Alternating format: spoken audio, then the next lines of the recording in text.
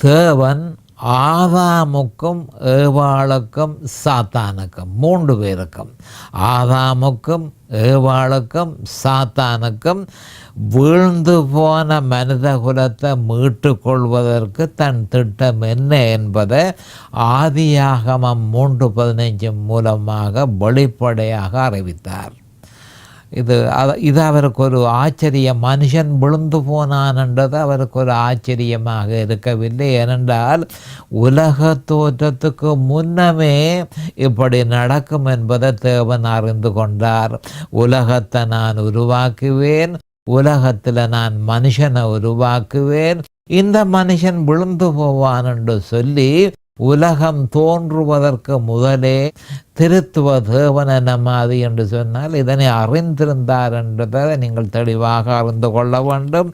அதாவது அவர் என்ன மாதிரி என்று சொன்னால் மனுஷன் விழுந்து போவான், மனுஷன் விழுவான், நான் மனுஷனை உருவாக்குவேன், இந்த மனுஷன் விழுவான், அவனை நான் மீட்டு கொள்வதற்கு என் குமாரனை அனுப்பி அவருடைய விலையேறப்பெற்ற இரத்தத்தினால இந்த மனுஷனை மீட்டு கொள்ளுவேன் என்று சொல்லி ஏற்கனவே 1:19, 1 பேதுரு 1:18-20 தெளிவாக சொல்லப்பட்டிருக்கிறது.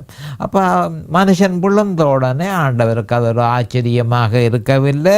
அப்போ ஆதியாகமம் 3:15 மனுஷனை மீட்டு கொள்வதற்கு நான் என்ன செய்வேன் என்று தெளிவாக சொல்லியிருந்தார்.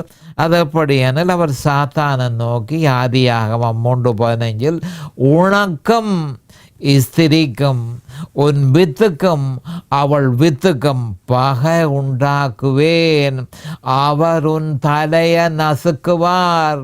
இது சிலுவையிலே ஆண்டவராகிய இயேசு கிறிஸ்து சாத்தானுடைய தலையை நசுக்கினார் என்பதை நாங்கள் கொலோசியர் 2:14-15 அறியக்கூடியதாக இருக்கிறது. நீ அவர் குதிக்கால நசுக்குவாய், உன்னால் அவருடைய குதிக்காலத்தான் நசுக்க முடியும், அவருடைய தலையை முழுதுமாக நசுக்குவார் என்று சொல்லி ஆதியாகமம் 3:15 சொல்லப்பட்டிருக்கிறது.